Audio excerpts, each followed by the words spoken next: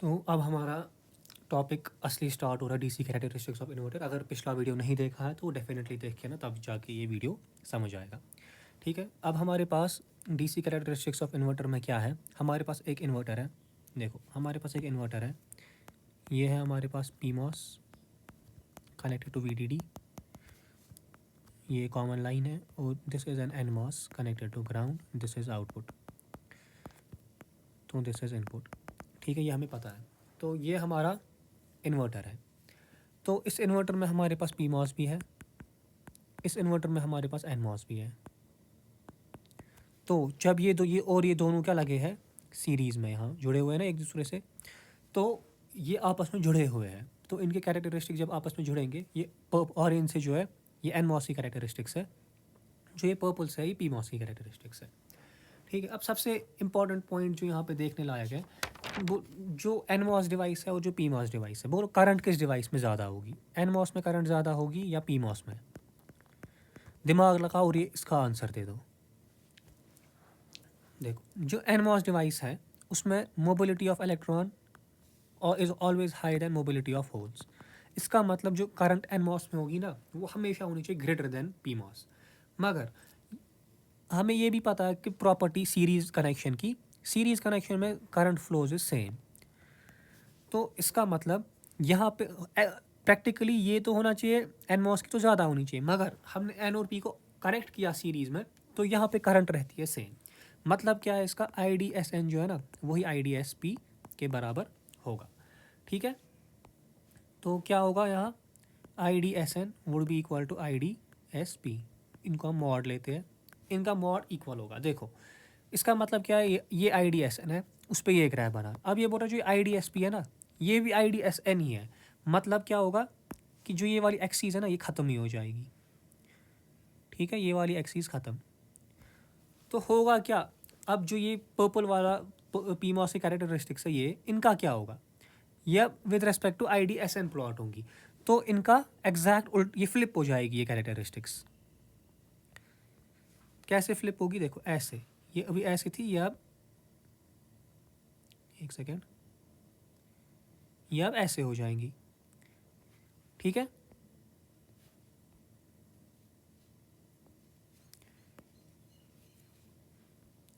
अब कैरेक्टरिस्टिक्स बन गए ऐसे, कब, जब हमारा आई डी एस एन और आई डी एस पी इक्वल हो गया। ठीक, अब ये बोलता है कि लेट अस अज्यूम, पहले हम लिखेंगे ऐसे ही, the current in the device is same, ये वो, then I D S N is equal to this. ठीक है, फिर उसके बाद लेट अस अज्यूम जो वी डी एस एन का मॉड है वही वी डी एस पी का भी मॉड है। ठीक, अब क्या ये बोल रहा है, जो ये एन की एक्सीज है, ये जो नेगेटिव एक्सीज है ये इसके उसके मॉड के बराबर है। तो अब ये क्या कर रहा है, इस नेगेटिव एक्सीज को भी ख़त्म कर रहा है। ये तो ऑलरेडी ख़त्म हो गया, अब ये इस नेगेटिव एक्सीज को भी ख़त्म कर रहा है। तो अब बोले पर्पल वाला ग्राफ, इस पर्पल वाले ग्राफ को क्या होगा, ये अब उठ के इस फर्स्ट क्वाड्रेंट में फ्लिप हो जाएगी। देखो कैसे, ये उठेगी अब यहाँ, और ये फ्लिप हो जाएगी इस वाली एक्सीज में ऐसे। ठीक है,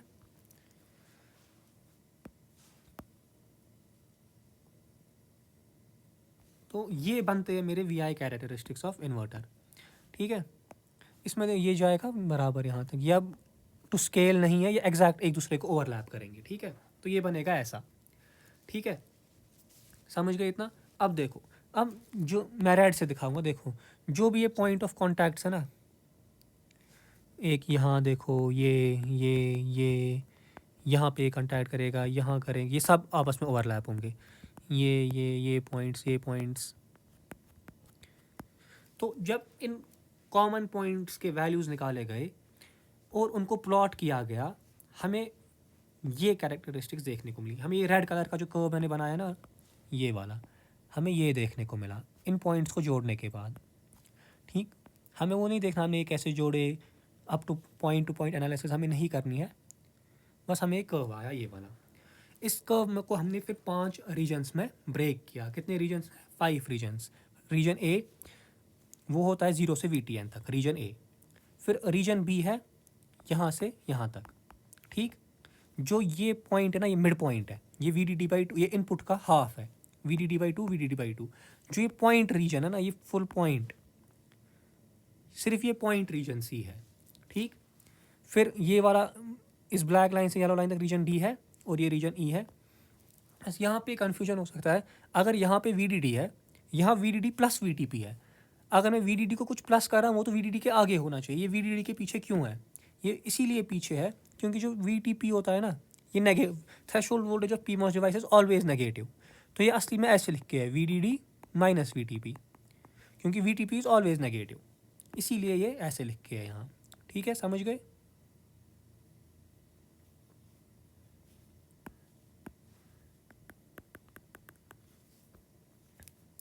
अब हमने पिछले वीडियो में क्या किया, हमने ये 3 इक्वेशंस लिखी थी, PMOS की भी और NMOS की भी। अब इन 3 इक्वेशन से हमें क्या मिला था वो हम लिखते हैं अब नाइस से यहाँ।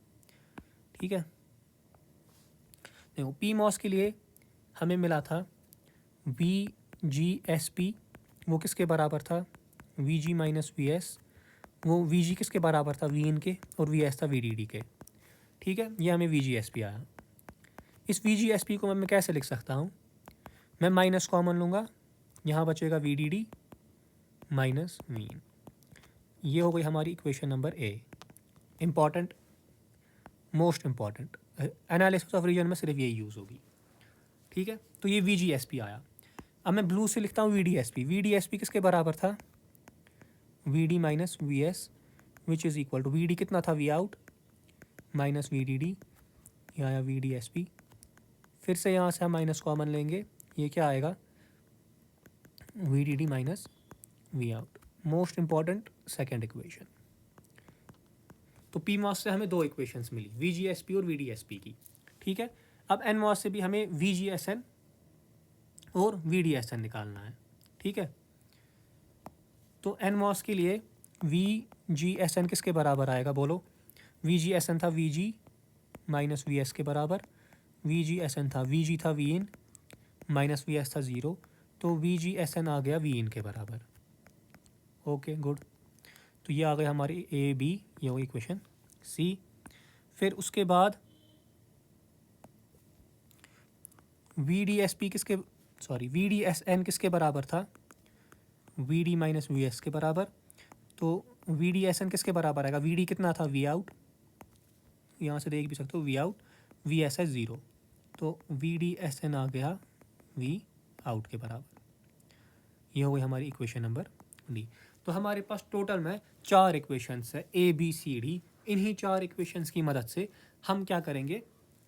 अपनी एनालिसिस करेंगे डिफरेंट रीजन्स की। और डिफरेंट रीजन्स में हमारा एक और अजम्पशन है, जो हमारा VTN है वो हमेशा +1 वोल्ट होगा, ठीक, और जो हमारा VTP होगा वो हमेशा -1 वोल्ट होगा।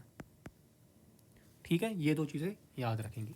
अब एक और चीज़ जो दिमाग लगाने वाली है, देखो हमने 3 रीजन्स पढ़े थे, कट ऑफ, लीनियर और सैचुरेशन पढ़ा था ये 3। तो हमने ग्राफ भी बनाया, टेबल भी बनाया। अब देखो, अगर मेरे कोई ऐसा केस आया जिसमें मेरे पास फॉर एग्जांपल मैं NMOS डिवाइस, PMOS डिवाइस पे हूँ, ठीक है, PMOS, मुझे PMOS आ गया कि कट ऑफ नहीं है, PMOS ऑन है। ठीक है, ये इंपॉर्टेंट है, इसको ये दिमाग लगा के सुनो। मेरे को कंडीशन आ गई कि हाँ PMOS तो ऑन है। PMOS कब ऑन होता है? जब VGSP मेरा थ्रेशोल्ड वोल्टेज से छोटा होता है। ठीक, तो चलो PMOS तो ऑन है। अब मैं कैसे पता करूँगा मैं लीनियर रीजन में हूँ कि मैं सैचुरेशन रीजन में हूँ? उसके लिए सबसे पहले मैं VDS निकालूंगा, क्योंकि वही मुझे बोलता है कि मैं थ्रेशोल्ड में हूँ कि इसमें हूँ। VDSP किसके बराबर होता है? PMOS के लिए अभी हमने देखा यहाँ, PMOS के लिए ये इक्वेशन नंबर B से VDSP होगा minus VDD minus V out के बराबर। ठीक है, निकाला हमने VDSP, इसका हम देखेंगे वैल्यू क्या है। समझो इसका वैल्यू आ गया X।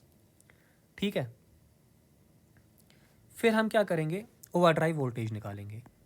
ओवरड्राइव वोल्टेज क्या होता है? VGSP minus VTP। तो अब हमें VGSP का वैल्यू क्या है? इक्वेशन A है VGSP, this is equation A। तो वहाँ से वैल्यू निकलेगा VGSP का। VTP का वैल्यू हमने ऑलरेडी -1 लिया है, इसका वैल्यू आया Y। ठीक है, अब हर एक रीजन में हमें यही करना है।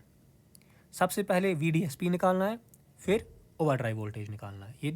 ये बनेगा PMOS के लिए। अब अगर कंडीशन क्या है, अगर VDSP बड़ा आ गया ओवर ड्राइव वोल्टेज से, मतलब X अगर आ गया बड़ा Y से, उसका मतलब क्या है, मैं किस में हूँ, अगर ये बड़ा आ गया मैं लीनियर में हूँ PMOS के लिए। अगर Y आता बड़ा X से तो मैं सैचुरेशन में होता। समझ गए? ये ईजी है, बहुत ईजी है। इसके बाद अगर अब मेरा NMOS डिवाइस है, NMOS में भी मैं निकालता VDSN, फिर मैं निकालता V ओवर ड्राइव। VDSN वहाँ किसके बराबर होता है NMOS में? V आउट के बराबर, फ्रॉम इक्वेशन D ये होता है V आउट के बराबर। सपोज इसका वैल्यू आ गया P, ठीक। ओवर ड्राइव वोल्टेज होता है VGSN माइनस VTN, VGSN होता है V इन माइनस VTN।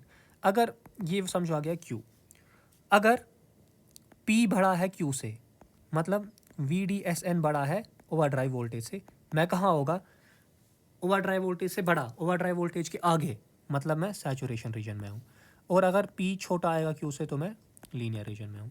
तो ऐसे क्वेश्चन करना है। तो हर एक क्वेश्चन में हमें ये इक्वेशन ABCD यूज़ करनी है, फिर इसमें हमें वैल्यूज़ पुट करने हैं।